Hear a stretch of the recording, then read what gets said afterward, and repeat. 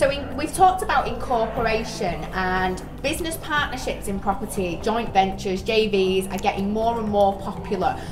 People are teaming up, they're sharing their money, they're sharing their skills, they're sharing their assets. I think this is brilliant. Yes. You're the voice of reasons. You tell me all the risks and all the things that could go wrong if you're joining forces to incorporate and run your property business as maybe two or more individuals together. Yes.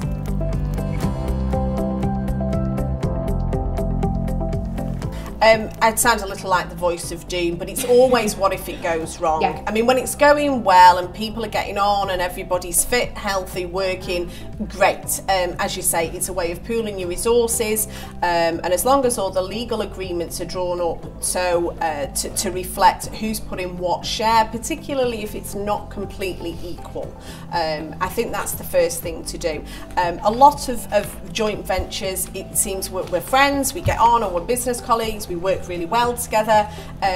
Nobody wants to think about the bad things, but it's actually easier to consider those things in the beginning before you get going. So if capital investment is an issue, has everybody put in an equal share? If they haven't, then write it down. Yeah. You know, how much has each person put in and what does that give them in terms of company voting rights, profit share, that sort of thing. Have very clear defined roles as well. You might have somebody who is more the finance person and the admin, and somebody else who is more likely to go out and find customers or properties. You know, have very defined roles, so everybody knows what they're doing from the beginning. I feel that if you do that, you're less likely to run into trouble as you go along, because everybody knows what they put in, what they're entitled to, and what's going to happen.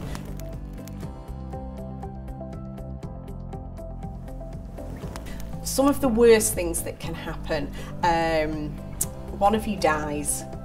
That is a big thing. It's a big thing in a family, it's a huge thing in a business, and unfortunately we see a lot of businesses who don't have that sort of protection in place. I suppose it's not something a lot of people think about, even though you should. I know you should, but I've been in business ventures with people and we've never discussed about what happens if someone dies. But now you brought that up, I'm like, oh my gosh, we really should do that. Absolutely, you really should consider it, because generally what happens is you have two people who go into business together, and if they've got a family, the family may well be doing completely other jobs and not be interested in property investment, or not want to deal with it should they have just lost the most important person in their family. So I think you've got to consider, what would happen if one of us dies? Where does that leave the other business partner, and where does it leave the family? So in general, what you would usually say is well, the survivor wants all of the business, and the family would rather have some sort of financial compensation, let's call it like that. So there's those agreements that can be put in place very simply. Financial advisors like myself will be able to give help and guidance on what's the best thing to organise through that, and if necessary bring in a legal team to work that out. But it is possible to arrange things like that.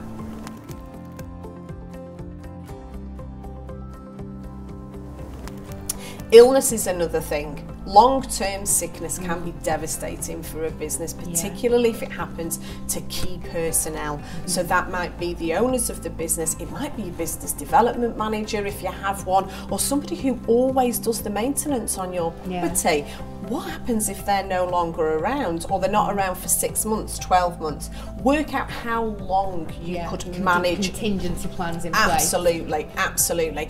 Because what we tend to do in a business is we always look on the positive. We look at what happens when we're making profit, and and we talk about tax like it's a bad thing. If you're being taxed, that's because you're making profit. It's a positive. Let's be positive, people. Because if you weren't paying tax, you're not making any profit. So we do tend to always look at those sort of positive things, but I think it's important to consider what would happen if the worst happened to a key member of staff. So sickness is definitely one of those things.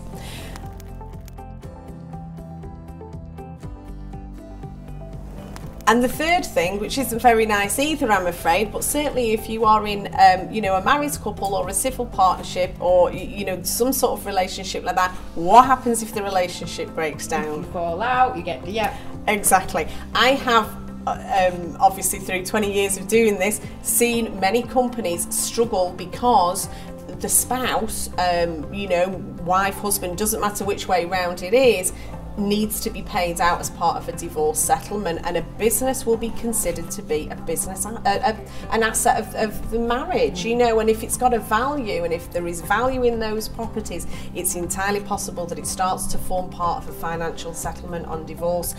Everybody likes to think their relationship will last forever. I know they do, and I hate to be the voice of doom. However, it happens. It does happen. Yeah. And if it happens between... It can be devastating. Absolutely. Devastating. You lose your own property, you become bankrupt, whatever. So it's... Absolutely. And you can't plan for everything, but I think what's important in terms of a joint venture, okay, because this is what we're talking about. Yeah. If it's you and your family and you divorce, yes, you can split the assets, but I think it needs to be considered if you're in business with somebody else. Together. That's it, because people in property, we go into JVs so willy-nilly, and so, you know, we meet people at networking events and they've got money, I've got skills, let's get together, let's buy a house, you know, it's amazing. And this happens so frequently, and it's so it's really, really important to reel back and really protect yourself and your partner and your assets as well. Exactly. And you can't say, well, this will never happen, or this is, you know, this would be the agreement that we would reach with our,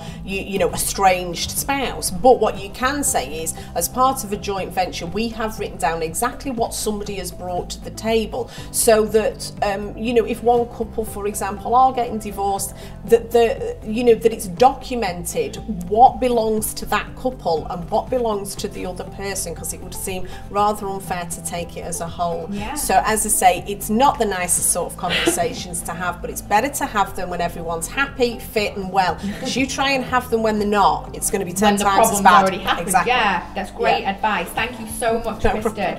I want to thank Kristen for coming in and sharing with us today. If you want more advice from Kristen and Red Star Wealth, you can visit the website and get in touch there, and we'll look forward to seeing you next time.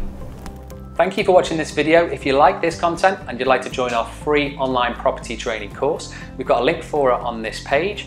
And in there we cover a range of different property strategies to help you get started, either building a long-term property portfolio or creating a cash-flowing property business. We also look at ways to increase your return on investment with any of the property you're maybe considering. And we also have a couple of cheat sheets and downloadable documents in there as well. Simply click on the link to join the free training course today.